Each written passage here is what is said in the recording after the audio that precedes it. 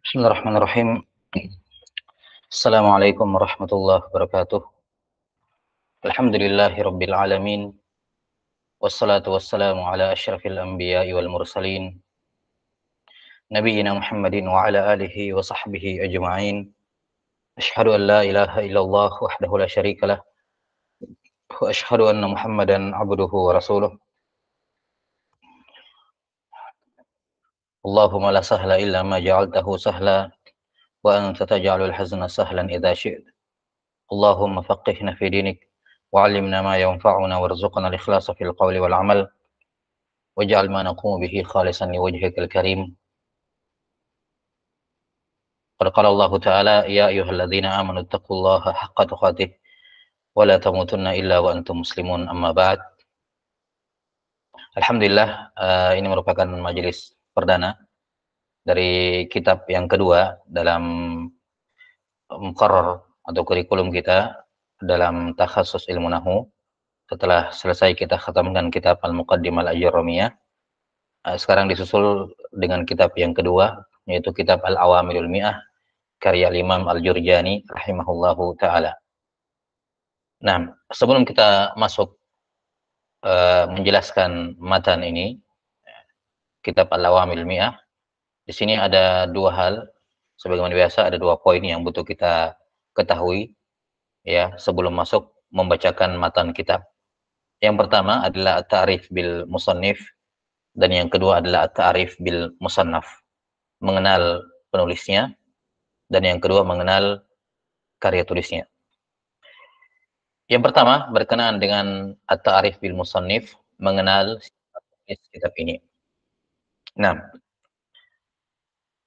adapun yang pertama nasab penulis, nasab beliau, ya. Nama lengkap beliau adalah Abdul Qahir ibnu Abdurrahman ibni Muhammad Al-Jurjani rahimahullahu ta'ala. Abdul Qahir ibnu Abdurrahman ibni Muhammad Al-Jurjani rahimahullahu ta'ala. Kunyah beliau Abu Bakar dan diberi lakab Majidul Islam. Nah, dan beliau rahimahullahu ta'ala Syafi'iyul Madhab. Syafi'iyu al-madhab. Al-Jurjani ini merupakan tempat kelahiran beliau dan tempat beliau berkembangnya, tempat beliau hidup sampai beliau meninggal juga di kota yang sama. Nah, beliau rahimahullahu taala dilahirkan di kota Jurjan, salah satu negeri dari negeri, salah satu kota, salah satu kota yang masyhur, salah satu kota besar di salah satu di daerah Faris. Kalau sekarang Iran ya. Nah, sekarang Iran. Nah, suatu negeri yang luas cakupannya, wilayahnya ketika itu, dan termasuk dari negeri-negeri kaum muslimin yang memiliki keindahan yang disebutkan dalam Mu'jamul Buldan. Ini kitab daerah Jurjan namanya. Beliau rahimahullah tumbuh di situ, menuntut ilmu di situ sampai beliau mengungguli akrannya, mengungguli orang-orang yang seumuran dengan beliau. Naam, dan beliau menghabiskan secara umum proses menuntut ilmu, baik atau proses ilmunya baik sebagai pembelajar maupun sebagai pengajar, itu di kota Jurjan, di kota yang sama. Tidak diketahui ada riwayat pasti yang mengatakan bahwa beliau rihlah keluar dari negerinya. Tidak diketahui ada riwayat yang pasti yang menunjukkan beliau meninggalkan kampungnya untuk belajar dari luar. Dan ini kalau riwayat ini terbukti, ya, kalau memang demikian kenyataannya, maka ini hanyalah 1 atau mungkin 0 sekian persen, ya, dari para ulama yang bisa mendapatkan ilmu tanpa rihlah. Ini tidak banyak orang yang seperti ini. Dan ini menunjukkan bahwa di negerinya banyak ilmu, jelas ya, dan juga menunjukkan kecerdasan beliau rahimahullahu taala. Ya, wa illa asalnya seorang mencari ilmu itu dengan melakukan rihlah itu di zaman dahulu ya. Nah, Di zaman sekarang pun sebenarnya kalau kita berbicara rihla ya rihla, cuman rihlanya di zaman modern kan sudah ada dua ya, ada rihla maknawi sekarang. Ya, kadang tubuh tidak perlu berpindah tempat, tapi bisa berguru dan berjumpa dengan orang yang ada di di pelosok bumi yang lain kan begitu dengan fasilitas teknologi komunikasi yang ada di zaman sekarang. Nah, Allahul musta'an. Karena itulah tidak disebutkan banyak guru-guru beliau ya, di antara yang disebutkan dalam oleh sebagian ulama yang memberikan biografi. Beliau mengambil ilmu nahwu dari guru beliau yang bernama Abul Husain Al-Farisi. Abul Husain Al-Farisi, namanya Muhammad Ibnul Hasan Al-Farisi. Muhammad Ibnul Hasan Al-Farisi. Nah, di mana Al-Hasan Al-Farisi ini keponakannya Abu Ali Al-Farisi yang namanya berulang kali lewat pada kita ketika mensyarah Jarramiyah, Abu Ali Al-Farisi rahimahullah ya. Nah, Al-Hasan Al-Farisi ini adalah keponakan dari Abu Ali Al-Farisi. Nah, Al-Hasan Al-Farisi punya anak Muhammad Ibnul Hasan Al-Farisi. Nah, inilah yang menjadi guru dari Imam Al-Jurjani rahimahullahu taala. As-Suyuti rahimahullah menyebutkan dalam biografinya bahwa beliau Imam Al-Jurjani ini tidak mengambil ilmu dari orang lain kecuali dari ini, Abul Husain Muhammad Ibn Hasan Al-Farisi. Karena kata Suyuti, beliau tidak pernah keluar dari kampungnya, dari negerinya melakukan rihlah, tidak pernah. Baik. Wallahu a'lam bishawab. Komentar Suyuti rahimahullahu taala ini mungkin bisa diterima kalau usia beliau tidak lama gitu. Nah, usia beliau sebentar, kemudian tidak rihla dan seterusnya, ya mungkin tidak mengambil ilmu dari orang lain. Tapi kenyataannya beliau memiliki umur yang panjang. Ya, beliau memiliki umur yang panjang, rahimahullahu taala. Ya, maka disebutkan dalam sebagian buku biografi, di antara guru beliau juga yang disebutkan adalah Abdul Qahir Ibnu Ali, ya, Ibn Abdul Aziz Al-Jurjani, Qadhi Al-Qudat di situ di daerah Jurjan. Dikatakan Abdul Qahir Al-Jurjani ini ya beliau juga mengambil ilmu, membaca sejumlah kitab kepadanya. Dan beliau kalau menyebutkan tentang gurunya ya, beliau memujinya. Ini Al-Jurjani ini jadi sama-sama Al-Jurjani ya, sama-sama Al-Jurjani. Satunya gurunya ini Qadhi Al-Qudat, seorang hakim. Rahimahullahu taala. Kemudian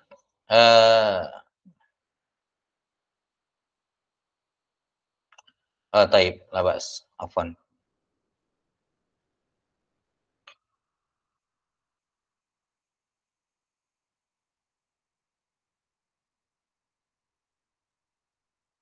Iya, di antara guru siapa namanya Al-Jurjani rahimahullah adalah Ali ibnu Abdul Aziz Al-Jurjani. Afwan. Iya. Nama guru beliau yang qadhi ini Ali ibnu Abdul Aziz Al-Jurjani rahimahullah. Saya sama-sama Jurjan. Jadi Syekh atau Al-Imam Abdul Qadir Al-Jurjani rahimahullah berguru kepada Ali ibnu Abdul Aziz Al-Jurjani ini. Dan beliau banyak membaca kitab-kitab kepadanya dan mengambil ilmu darinya. Dan disebutkan bahwa Syekh atau Imam Abdul Qahir Al-Jurjani kalau menyebut gurunya Ali Ibn Abdul Aziz Al-Jurjani, beliau sangat memuliakan dan memujinya. Ya, rahimahullahu taala. Taib. Ini yang disebutkan ya dari guru beliau, tidak banyak sebenarnya. Dari ulama yang menyebutkan biografi beliau. Wallahu a'lam bishawab.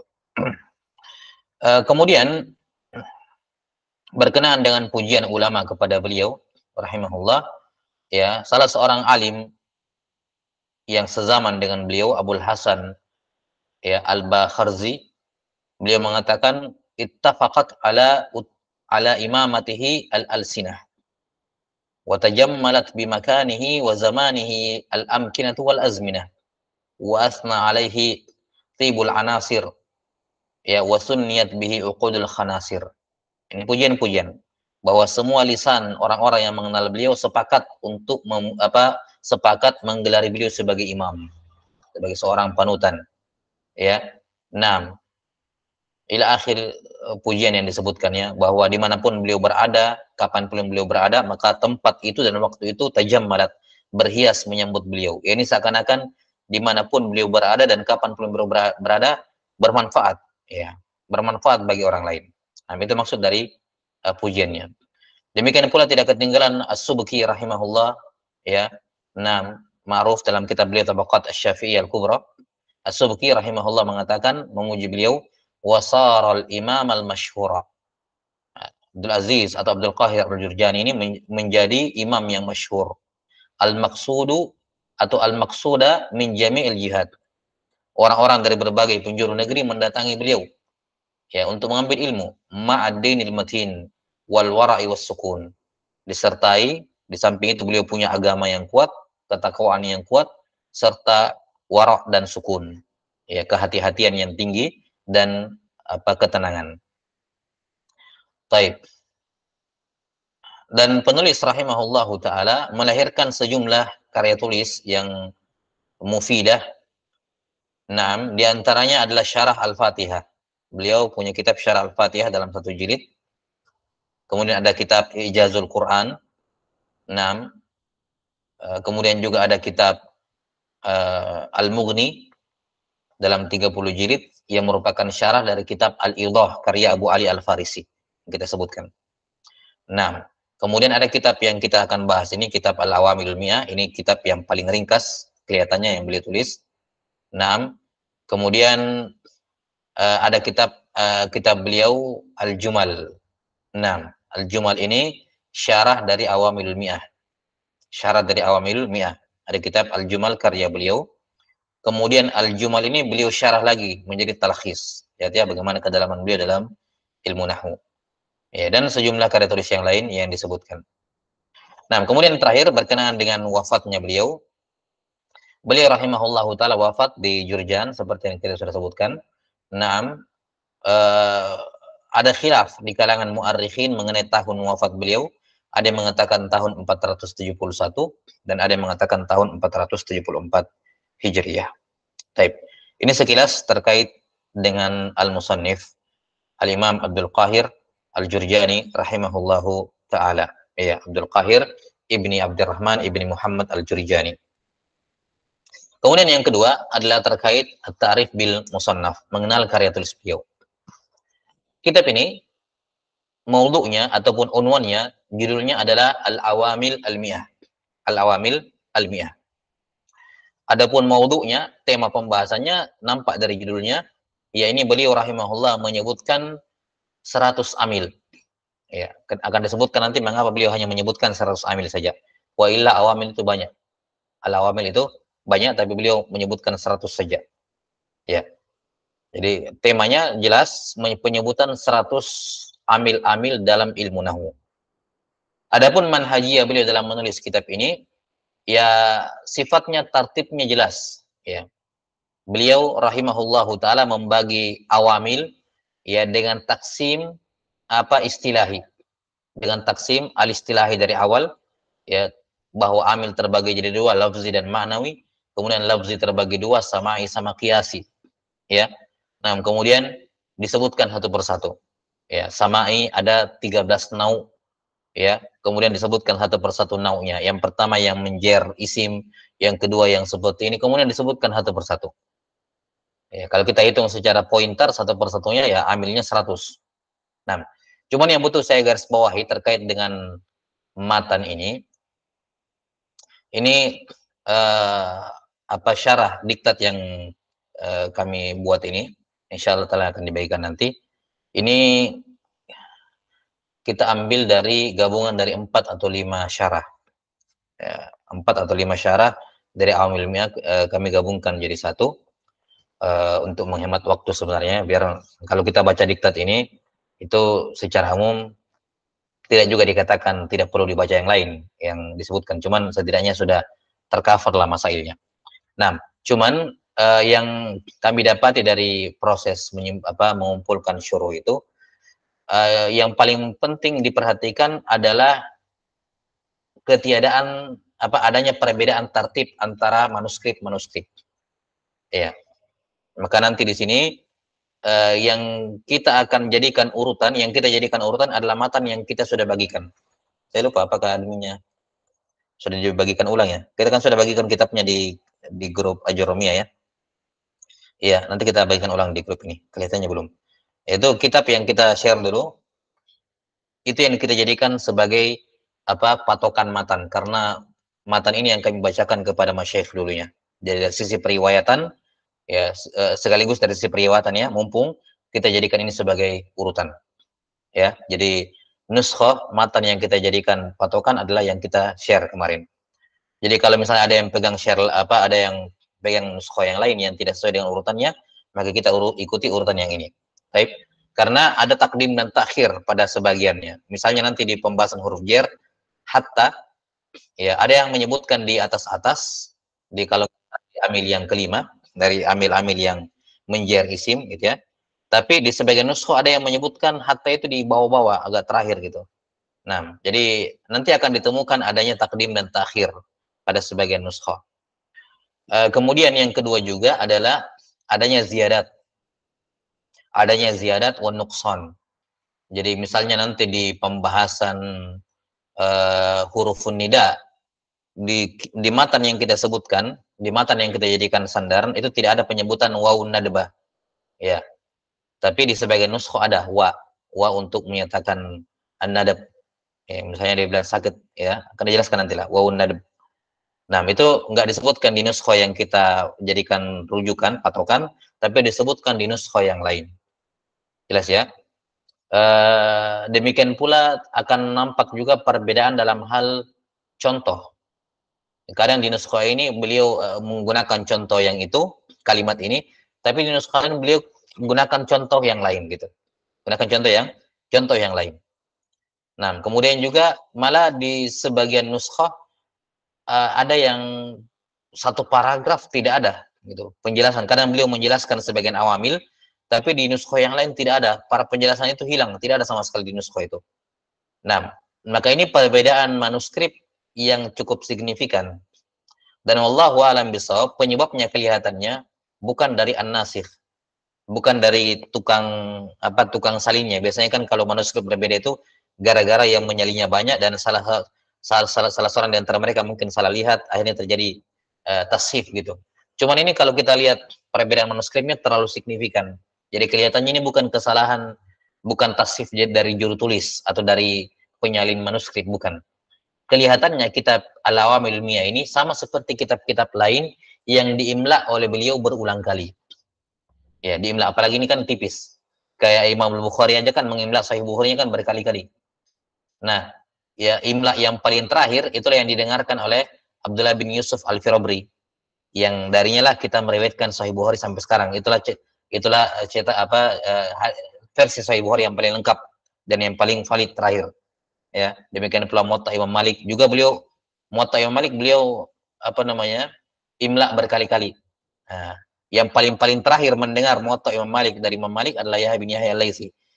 Makanya riwayat beliau dijadikan rujukan. Nah, seperti itu terjadi. Jadi kelihatannya Al-Jurjani, makanya di sebagian nuskhah kadang ada, kadang tidak ada. Jadi kelihatannya Al-Jurjani rahimahullah beliau mengimla kitab ini beberapa kali. Mungkin di awal-awal beliau imla selesai gitu. Mungkin tahun depannya beliau mengecek kembali, kayaknya ada yang butuh saya rubah, ada yang butuh saya tambahi, diimla ulang lagi gitu. Jadinya yang dengar dulu itu, yang tidak dengar yang terbaru, dia riwayatkanlah dari Al-Jurjani yang dulu, padahal ada versi revisinya begitu. Jadi kelihatannya itu yang terjadi, sama seperti matan Abi Syuja juga seperti itu. Ada perbedaan manuskrip yang cukup signifikan. Alasannya karena gitu, ya, yaitu karena si penulis mengimla ya kitabnya berulang kali. Kalau kita bilang merevisi beberapa kali, di mana revisi yang paling terakhir itulah yang dianggap sebagai yang paling valid gitu ya. Yang lainnya tidak salah, cuman kayak sudah mansukh gitu ya hukumnya. La ba'sabi.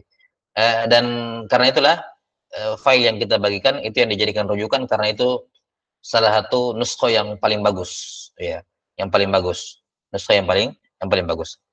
Ya, hatta lebih bagus malah dibandingkan nuskha yang dipakai oleh Syekh Khalid Al-Azhari, seingat saya, karena nuskha Syekh Khalid Al-Azhari juga kelihatannya nggak terlalu lengkap. Apa beda dengan yang kita sebutkan? Labas. Saya kira ini sebagai pengantar saja terkait dengan kitab Al-Amaliyah. Jadi kalau ada yang kita singgung tadi terjadi di tengah-tengah pembahasan, kita akan terangkan bahwa ini maksudnya di sebagian riwayat ada tambahan ini, ya. Nah, walaupun saya tidak mengilzam, ya, tidak mengharuskan untuk menyebutkan semuanya, karena cukup pusing juga sebenarnya kalau mau dipadukan. Ya, mungkin pada beberapa keadaan saya akan ingatkan, nah, ini di sebagian nuskho, contohnya ini, di buku ini, di nuskho ini, bu ini. Mungkin saya akan ingatkan, tapi saya tidak melazimkan untuk menyebutkan semua perbedaan manuskrip. Tapi intinya adalah kita jadikan nuskho ini sebagai umdah, patokan utama. Kapanpun suatu saat untuk mendapatkan cetakan lain dari Al-Alam Ilmiah menyelisihi ini, maka jadikan ini yang jadikan intinya. Jelas ya? Wallahu a'lam bishawab. Saya kira ini sebagai pengantar. Nah, kita masuk membacakan matan dari kitab ini. Baik, sebentar.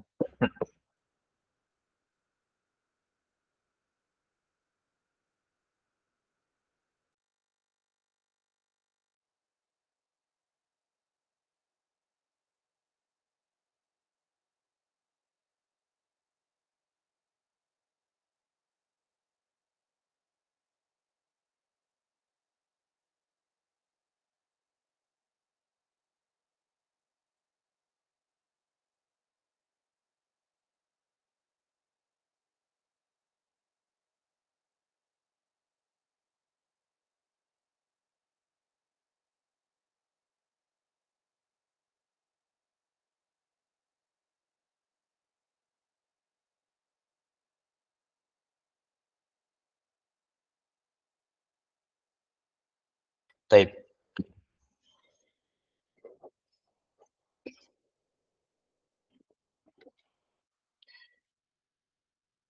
Nah, Bismillahirrahmanirrahim. Alhamdulillahirabbil alamin. Shalatu wassalamu ala nabiyyina Muhammadin wa ala alihi washabihi ajma'in. Biasanya di ila kitab Al-Alam Ilmiah Al-Imam Abdul Qahir bin Abdurrahman Al-Jurjani rahimahullah qala bismillahirrahmanirrahim bihi nasta'in alhamdulillahirabbil alamin wassalatu wassalamu ala Muhammadin wa alihi wa sahbihi ajma'in wa ba'du fa innal awamila fin nahwi ala ma allafahu Syekhul Imam Abdul Qahir Ibnu Abdurrahman Al-Jurjani rahmatullahi ta'ala alaihi mi'atu amil. Kata beliau rahimahullahu ta'ala, Bismillahirrahmanirrahim, bihi nasta'in, ya, hamdalah, segala pujian bagi Allah, salawat dan salam kepada Nabi Muhammadin wa alihi wa sahbihi ajma'in, wa ba'd.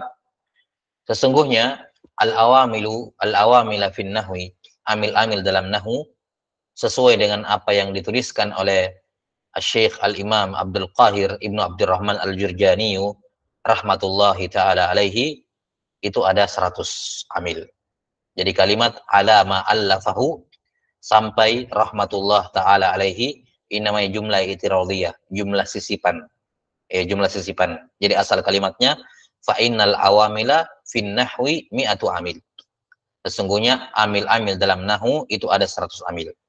Adapun jumlah penyebutan musannif, ya, itu namanya jumlah itiradiyah, ya, kalimat sisipan. Kalau kita dalam bahasa Indonesia dikatakan kalimat sisipan, dan i'rabnya dalam nahwu la mahalla lahu minal i'rab.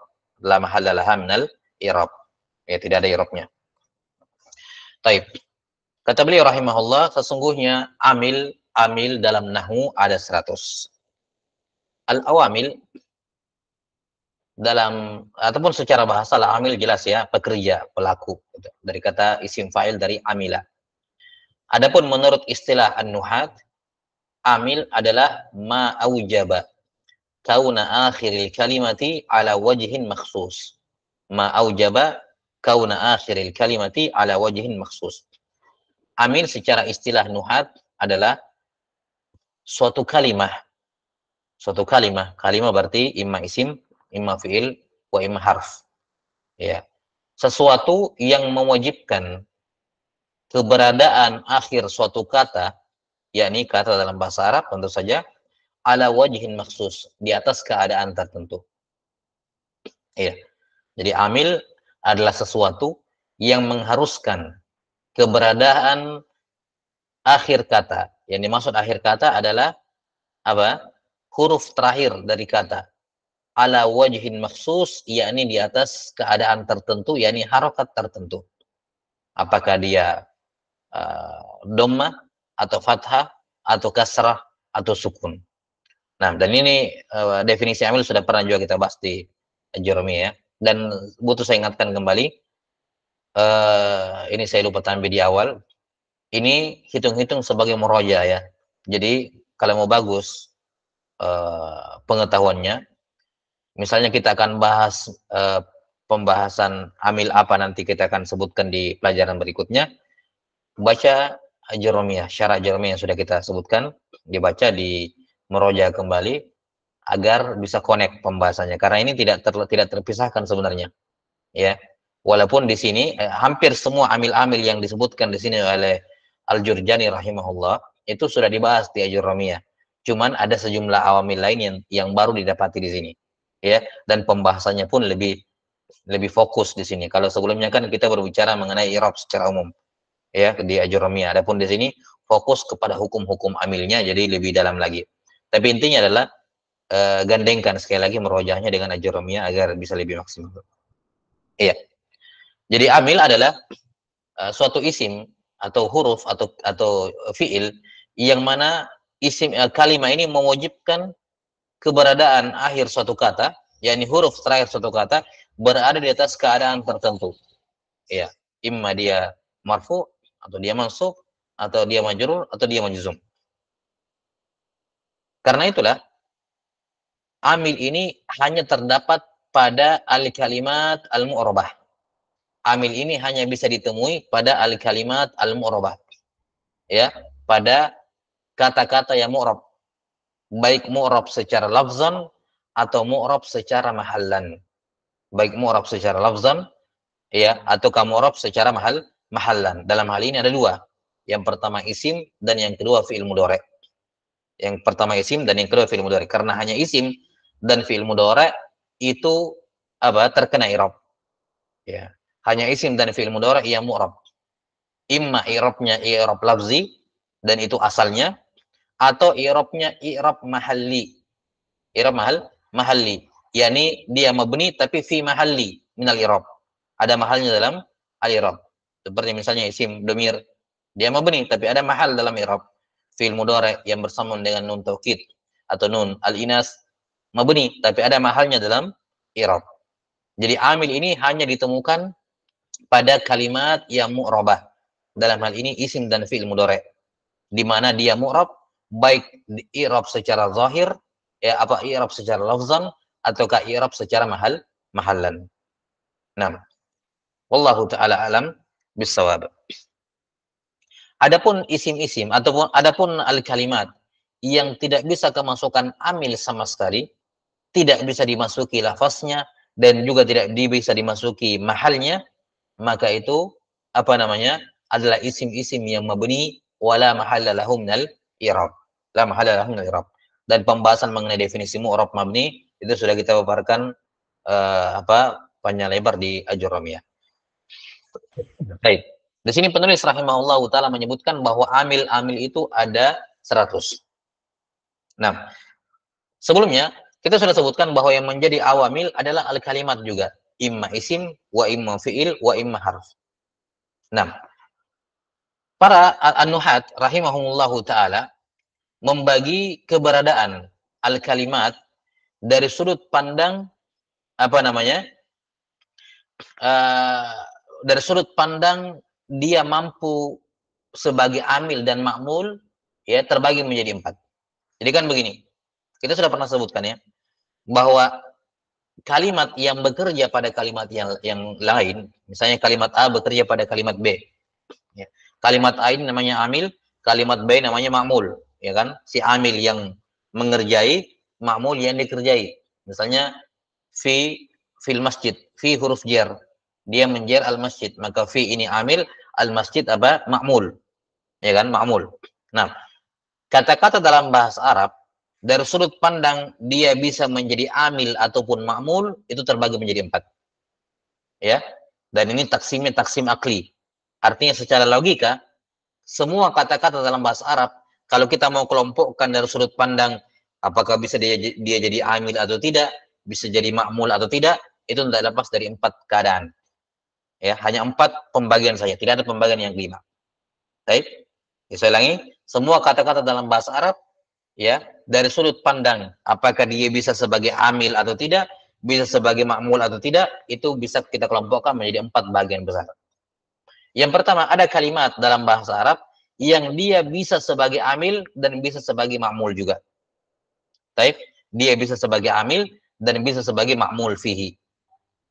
Ini yang pertama. Yang kedua, ada kata-kata dalam bahasa Arab yang tidak bisa sebagai amil, dia tidak bisa jadi amil, dan juga tidak bisa sebagai ma'mul. Tidak bisa sebagai apa? Sebagai ma'mul. Tidak bisa sebagai amil, dan tidak bisa sebagai apa? Ma'mul. Nah, yang ketiga adalah ada kalimat dalam bahasa Arab yang bisa sebagai amil, tapi tidak bisa sebagai ma'mul. Bisa sebagai amil, tapi tidak bisa sebagai ma'mul. Dan yang keempat, tentu saja sudah bisa ditebak ya, kebalikannya. Yaitu ada kata-kata yang dia tidak bisa jadi amil, tapi dia bisa menjadi ma'mul. Jelas ya? Yang dia tidak bisa menjadi amil, namun bisa menjadi ma'mul. Ini ada 4. Jadi semua kata-kata dalam bahasa Arab, dari sudut pandang apakah dia bisa sebagai amil dan ma'mul atau tidak, terbagi jadi 4. Yang pertama, dia bisa berposisi sebagai dua-duanya. Bisa sebagai amil, dan bisa sebagai ma'mul fihi. Yang kedua, tidak bisa dua-duanya. Dia tidak bisa sebagai amil, dan tidak bisa sebagai ma'mul fihi. Yang ketiga, ada yang bisa sebagai amil, tapi tidak bisa sebagai ma'mul fihi. Dan yang keempat, ada yang tidak bisa sebagai amil, tapi bisa sebagai ma'mul fihi. Ini taksim akli. Walaupun sebagian ulama, ya seperti Al-Mutarrizi rahimahullahu ta'ala, menolak pembagian yang keempat. Mengatakan itu tidak terjadi. Ya, tapi kita akan terangkan nanti. Baik. Yang pertama adalah amil-amil atau kalimat dalam bahasa Arab yang bisa sebagai amil dan bisa sebagai ma'mul. Nah, bisa sebagai amil dan bisa sebagai ma'mul. Nah, ini tentunya kebanyakan isim dalam bahasa Arab seperti ini. Hampir semua isim dan semua fi'il mudhari'. Semua fi'il mudhari' bisa sebagai amil dan bisa sebagai ma'mul. Dia sebagai amil karena dia fi'il, dia merafa' fa'il dan menasab maf'ul. Ya kan? Dan mudhari' juga bisa sebagai ma'mul, yaitu kemasukan lam dan lan. Ya, kemasukan penasib, penjazm atau tajarrud minan nasib wal jazim. Jadi dia juga sebagai ma'mul. Demikian pula isim pada umumnya bisa. Ada isim bisa jadi isim pada umumnya bisa jadi amil dan bisa jadi ma'mul. Nah, yakni isim yang mutamakin. Isim yang mutamakin. Jelas sampai sini? Isim yang mutamakin, ini sudah pernah kita bahas ya. Isim ada 2, mutamakin sama gairu mutamakin. Mutamakin terbagi 2, mutamakin amkan sama mutamakin gairu amkan. Mutamakin amkan ini adalah isim yang mu'rab dan munsharif. Mutamakin gairu amkan ini yang mu'rab tapi gairu munsharif. Sementara gairu mutamakin itu isim yang mabni. Nah, yang bisa sebagai amil dan bisa sekaligus ma'mul hanyalah isim yang mutamakin. Terserah nanti mutamakinnya amkan atau mutamakinnya gairu amkan. Tapi pembagiannya bisa dirujuk kembali di pembahasan ma'mul min as-sarf. Kita bagi isim seperti ini, ya. Jadi saya harapkan ini murojaah. Jadi semua isim yang mutamakin, ya, yakni yang dia ini mu'rab, terserah dia ma'mul min as-sarf atau tidak, dia pasti bisa sebagai amil dan bisa sebagai ma'mul. Misalnya sebagai amil kalau dia sebagai mubtada. Misalnya Zaidun qa'imun. Ya, Zainabu qa'imatun. Dan bisa juga sebagai ma'mul. Darabtu Zaidan. Ya, marartu bihindin bi Zainab dan seterusnya. Bisa sebagai ma'mul. Baik. Ini yang pertama. Jadi ada kalimat yang bisa sebagai amil dan bisa sebagai ma'mul fihi. Apa itu? Ada dua jenis. Yang pertama fi'il mudhari' tanpa ada pengecualian, dan yang kedua adalah isim yang mutamakin. Isim yang mutamakin. Baik. Yang kedua, ada kalimat dalam bahasa Arab yang dia tidak bisa sebagai amil dan tidak bisa sebagai ma'mul. Yes ya. Dia tidak bisa sebagai amil dan tidak bisa sebagai apa? tidak bisa sebagai ma'mul. Contoh misalnya adalah huruf-huruf selain dari huruf-huruf yang beramal. Jadi ada huruf-huruf yang tidak beramal. Ya, ada huruf-huruf yang tidak beramal. Contohnya nanti kita akan sebutkan, walaupun ada ala khilafin fihi, ya, ada khilaf di padanya. Misalnya nanti ada waw haliyah, waw yang bermakna ma'ah. Contohnya was istawal ma'u wal khasyabata. Istawal ma'u wal khasyabat. Ini di pembahasan maf'ul ma'hu. Di sini waw, ya, sebagian berpendapat bahwa yang menasab khasyabata adalah waw. Jelas sampai sini? Tapi yang benarnya tidak. Yang benarnya yang manasab khasyabata adalah fi'il, karena bagaimanapun dia maf'ul ma'ahu. Yang namanya maf'ul, yang manasabnya adalah fi'il, bukan wawnya. Nah, huruf waw ma'iyah ini dia bukan sebagai amil dan juga tidak bisa sebagai ma'mul. Tapi dia ada artinya kan? Maka dia bagian dari kalimat. Dia termasuk huruf ma'ani. Contoh lain waw ataf. Waw ataf itu bukan amil dan bukan pula ma'mul. Jelas sampai sini? Bukan amil, bukan pula ma'mul. Oh ya, ala khilafin fihi, tentu saja ada khilaf di situ. Kita akan terangkan nanti semua biidznillah taala. Ya. 6, ada khilafin fihi. Ja'a Zaidun wa Amr. Ja'a Zaidun wa Amr. Baik. Amr kenapa dia marfu? Apa gara-gara waw? Bukan gara-gara waw. Waw di sini bukan amil dan dia juga tidak bisa terkena apa? I'rab. Dia ghairu ma'mul juga. Baik. Maka ini contoh kalimat dalam bahasa Arab yang dia tidak bisa sebagai amil dan juga tidak bisa sebagai ma'mul. Contohnya adalah huruf-huruf ma'ani yang tidak beramal. Dan ini contohnya banyak. Itu salah satu di antaranya. Nanti akan diterangkan nanti, ya, diterangkan lebih lanjut biidznillah taala. Nah, di sebagian syurah ada yang menyebutkan bahwa termasuk isim-isim yang tidak bisa sebagai amil dan tidak bisa sebagai makmul adalah isim-isim yang ghairu mutamakin. Yani isim-isim yang mabni. Isim-isim yang mabni juga tidak bisa sebagai amil dan tidak bisa sebagai makmul. Kenapa? Karena dia mabni. Tidak bisa kemasukan amil dan juga tidak bisa menjadi amil. Nah, sebagian ada yang menyebutkan seperti ini. Cuman kita katakan tadi, kalau yang kita maksudkan mu'rab adalah umum, baik yang i'rabnya i'rab zahir, i'rab lafzi maupun i'rab mahalli, maka seharusnya domir-domir pun, ya, walaupun iya sih secara lafaz kan tidak terpengaruh oleh amil, sehingga dia tidak mungkin bisa menjadi makmul. Cuman kan secara mahal dia kena, ya kan? Secara mahal dia kena ketika dikatakan hum yadribun. Hum memang hum, tidak terpengaruh oleh apa, tidak menjadi humu karena dia mabni, hum tetap.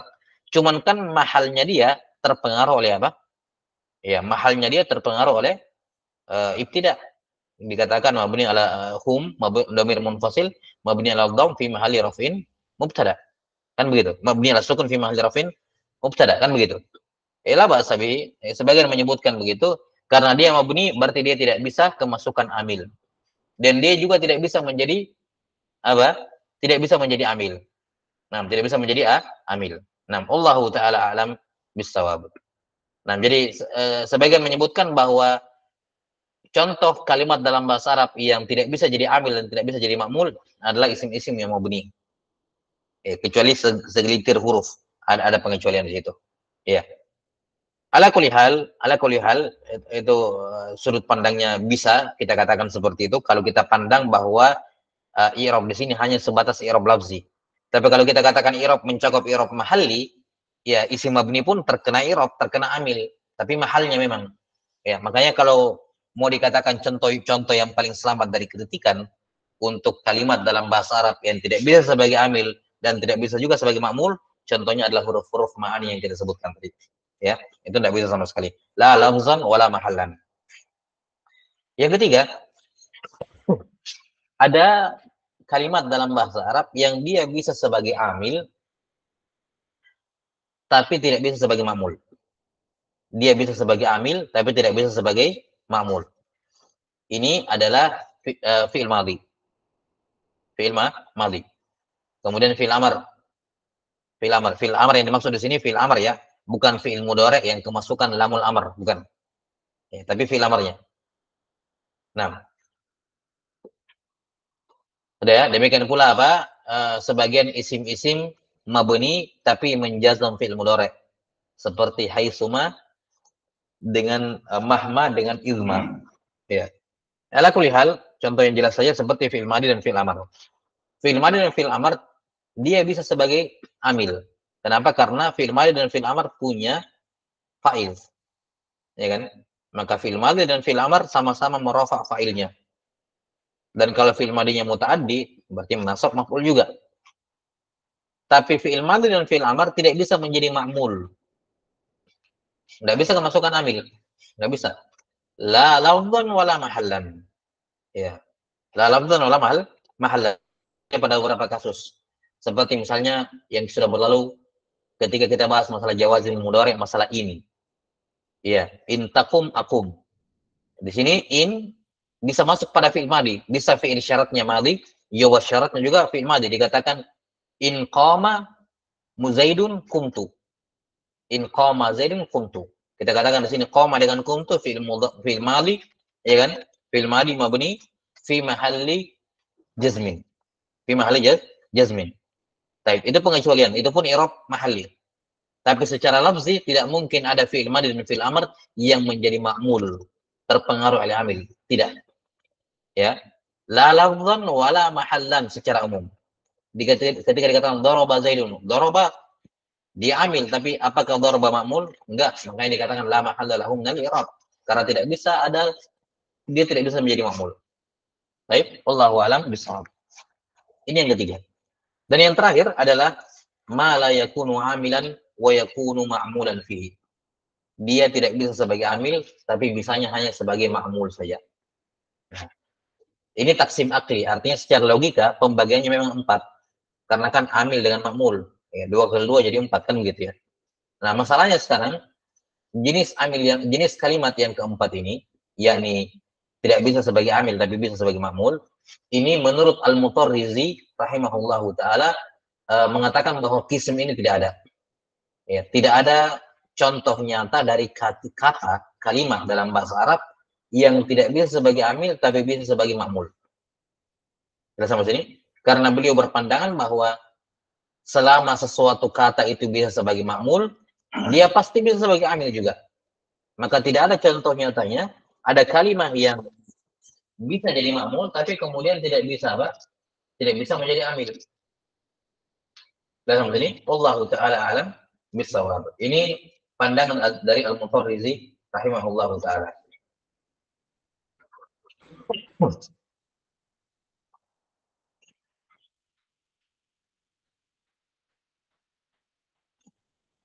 Dan sebagian ulama memandang beliau rahimahullahu taala keliru dalam hal ini.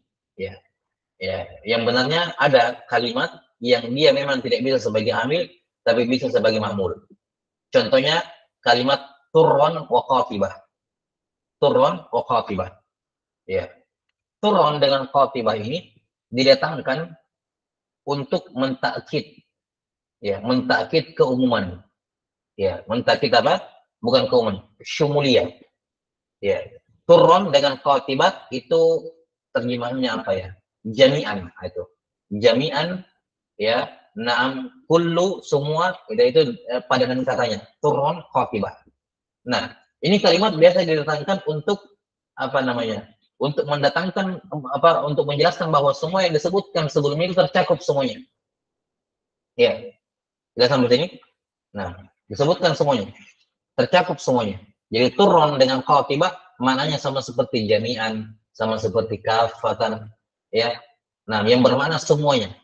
Nah, turun dengan qatibah ini selalu dibaca mansub, turun qatibatan. Ya, selalu dibaca mansub. Misalnya dikatakan dalam buku-buku fikih, ajma' alaihi ulama qatibah. Ajma' alaihi ulama qatibah. Para ulama ijma' terhadapnya, qatibah, semua ulama. Qatibatan mansub, ya. Selalu dalam kalangan mansub. Kita sampai sini. Nah, qatibatan ini, ya, dia makmul. dia makmul, dia masuk. Jelas sampai sini? Dia masuk. Jelas? Tapi dia tidak bisa sebagai amil. Dia tidak bisa menjer. Jelas sampai sini? Dia tidak bisa menasab tamiz. Ya, tapi dia apa? Dia makmul. Dia apa? Dia makmul. Nah, wallahu a'lam bishawab. Makmul dari mana? Makmul dari fi'il sebelumnya. Misalnya ajma alaihi ulama'u qatibatan. Makmulnya adalah ajma. Ajma alaihi ulama. Baik, maka dia di sini sebagai makmul tapi dia tidak bisa sebagai amil. Nah, ini kritikan kepada Al-Mutarrizi rahimahullah yang mengatakan tidak ada contoh untuk kalimat semacam ini. Nah, wa al-musbit muqaddam ala nafi tentu saja. Yang menetapkan adanya lebih didahulukan dibandingkan yang meniadakannya. Nah, wallahu a'lam bishawab. Ini pembagian al-kalimat dari sudut pandang amil dan ma'mul. Apakah dia sebagai amil dan ma'mul atau tidak. Baik. Qala rahimahullahu taala fa innal awamila fin nahwi mi'atu amil. Ada 100 amil kata beliau. Iya. Pembatasan di sini tentu saja apa namanya, dari sudut pandang yang paling sering ditemukan. Wa illa jumlah amil itu banyak, tidak cuma 100 tentu saja. Tapi di sini penulis rahimahullahu taala ya menyebutkan 100 ini 6 dari sudut pandang ini yang paling sering ditemukan dan yang paling masyhur digunakan. Paling sering ditemukan dan paling masyhur digunakan, baik dalam tulisan maupun dalam pengucapan. Taib, yang kemudian disebutkan satu persatu oleh penulis rahimahullah untuk mempermudah orang yang ingin mencari tahu apa-apa saja amil. Wa illa amil itu banyak, jumlahnya banyak. Jelas ya? Taib. Syekh Ahmad Al-Fatani rahimahullahu taala berkata bahwa penyebutan 100 ini bihasabi ma aradal musannifu dzikrahu fi hadzal mukhtasar.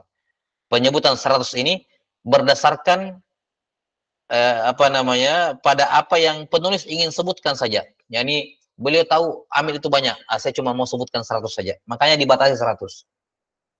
Jadi ketika dikatakan amil itu ada 100 bukan berarti apa ada 100 tok, tapi yang beliau ingin sebutkan 100. Itu alasan mengapa beliau membatasi 100. Ya ini tergantung dikembalikan kepada keinginan beliau. Beliau memang pada dasarnya cuma pengen sebutkan 100. Atau ada alasan yang lain, bihasabi ma la yastaghni an ma'rifatihi dakhilun fi hadzal ilm.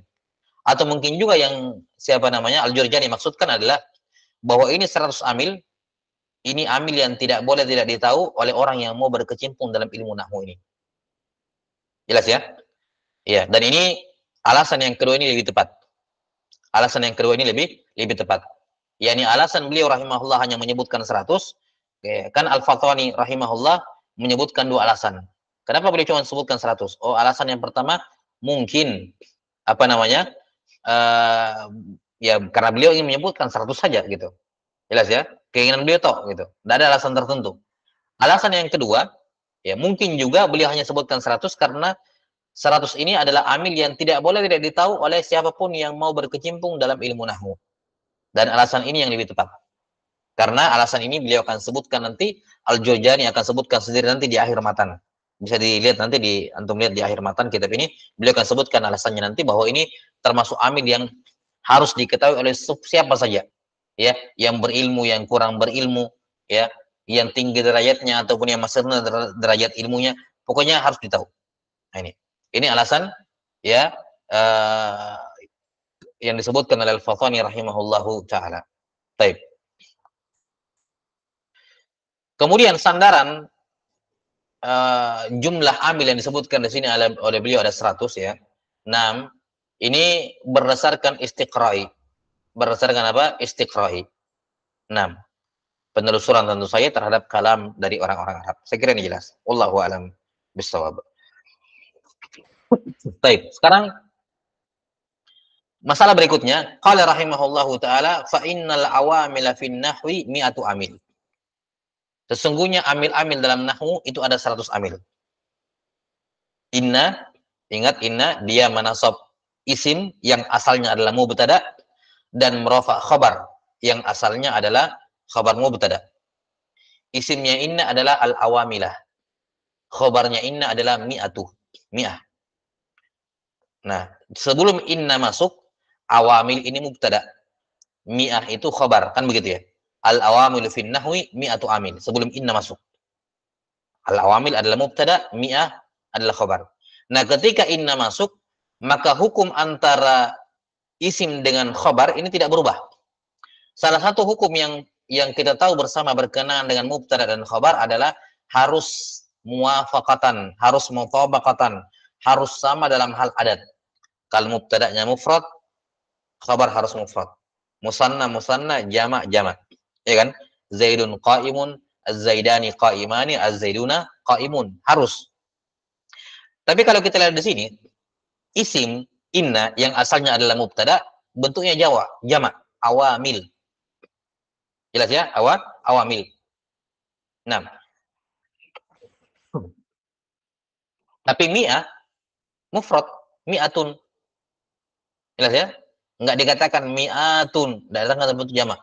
Kok boleh seperti ini? Jelas sampai sini? Kenapa diperbolehkan seperti ini? Al-awamil itu jamak, sementara mi'ah mufrad. Kok bisa? Padahal aturannya mubtada dan khabar itu harus sama. Mufrad, musanna, musanna, jamak, jamak. Ini sama seperti ucapan Ibnu Al-Jarrah rahimahullah, al-mubtada'u kisman, zahirun wa mudmar. Ya. Mubtada mufrad, kisman musanna. Kok bisa? Mubtada dia merupakan i'rabnya adalah mubtada, dia mufrad, kisman dia khabar tapi dia musanna. Kok bisa? Jelas ya? Baik. Terkait dengan masalah perbedaan adat antara mubtada dengan khobar, atau tepatnya isim inna dengan khobar inna di kalimat ini, jadi kalau kita mau ikuti kaidah seharusnya dikatakan apa? Innal awamila mi'atu awamil, gitu ya. Mi'atu amil. Baik. Jadi mi'anya didatangkan dalam bentuk jamak juga supaya sama-sama jamak. Nah.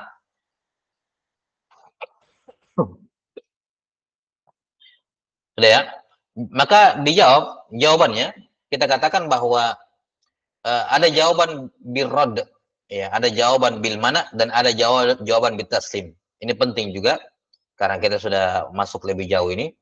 Nah, kalau di Ajromiyah kita sekedar memaparkan kawaid, ya, ada khilaf sedikit kita singgung. Kalau di sini kita akan sebutkan beberapa taklilat, sanggahan dan seterusnya supaya lebih berkembang pengetahuan taklil dalam nahwu. Ya. Kalau ada yang bertanya, mengapa di sini beda? Kenapa al-awamil itu jamak sementara mi'ah itu mufrad? Padahal ini isim dan khabar dan syaratnya itu sama seperti mubtada khabar, harus sama dari sisi adat.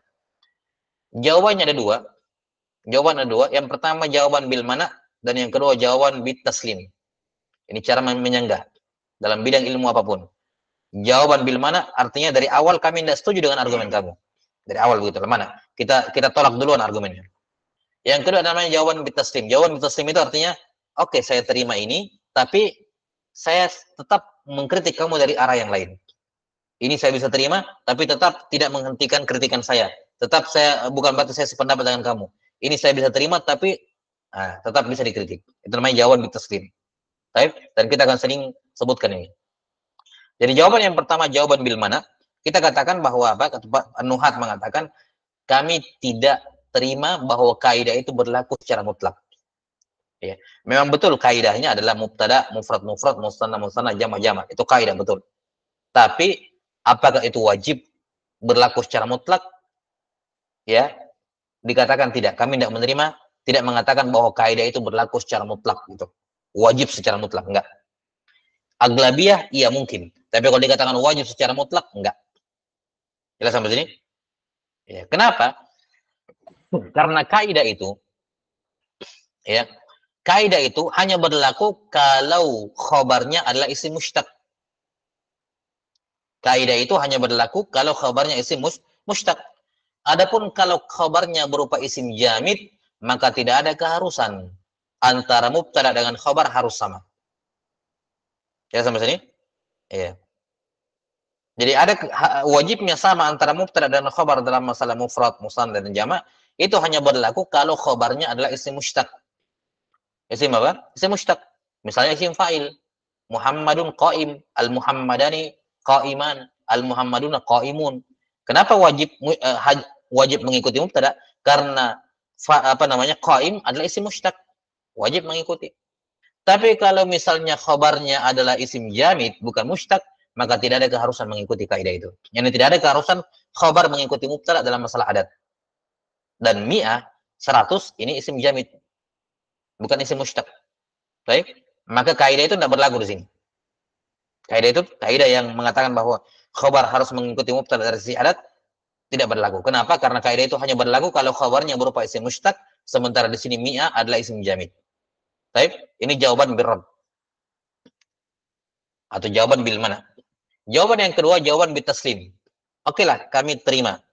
Anggaplah. Ya, itu jawaban bil taslim. Anggaplah. Ya. Bil fard namanya. Ya. Jawaban bil fardiyah. Jawaban anggaplah kami terima. Anggaplah kami iakan bahwa kaidah itu juga berlaku di sini. Walaupun ini isim jamid. Anggaplah. Tapi tetap ada jawaban lain. Kita katakan mi'ah. Dia bentuknya saja yang mufrad. Lafaznya lafaz mufrad. Tapi maknanya makna jamak. Karena kan 100. Ya kan? 100 itu kan banyak. Jamak. Sehingga ketika dikatakan al-awamilu mi'ah. Al-awamilu fin nahwi mi'ah.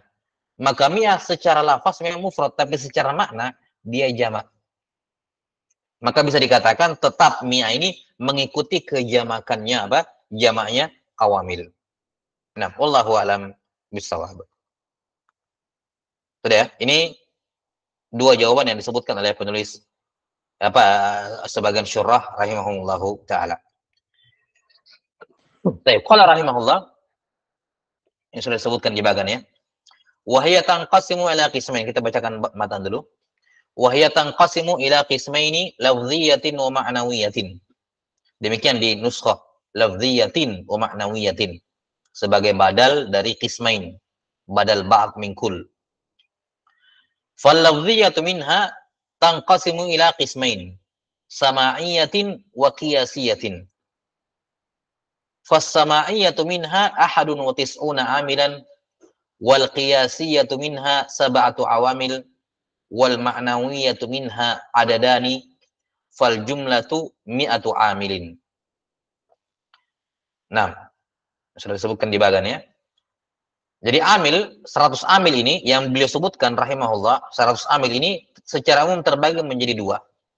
Dan ini taksimnya dari sudut pandang malfuz atau tidaknya. Terlafalkan atau tidaknya. Terbagi menjadi dua, lafziyatun sama ma'nawiyah. Yang lafziyah terbagi lagi menjadi dua, ada sama'iyah dan ada qiyasiyah. Akan diterangkan nanti masing-masing mananya.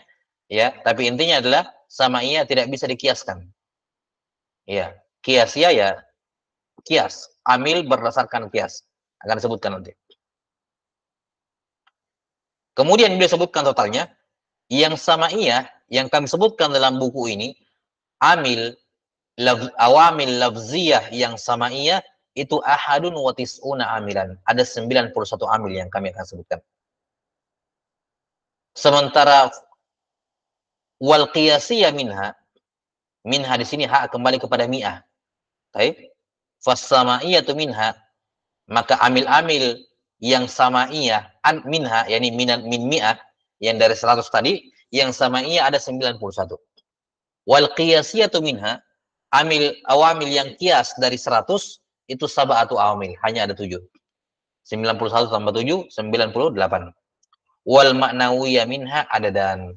Sementara amil maknawi ada 2. Jadi totalnya fal jumlatu mi'atu amil. Maka total semuanya ada 100 amil. Baik, wallahu a'lam bishawab. Saya kira cukup sampai sini dulu. Insyaallah taala kita lanjutkan pada pertemuan berikutnya. Naktabi bihadzal qadar wa la ilmu indallah.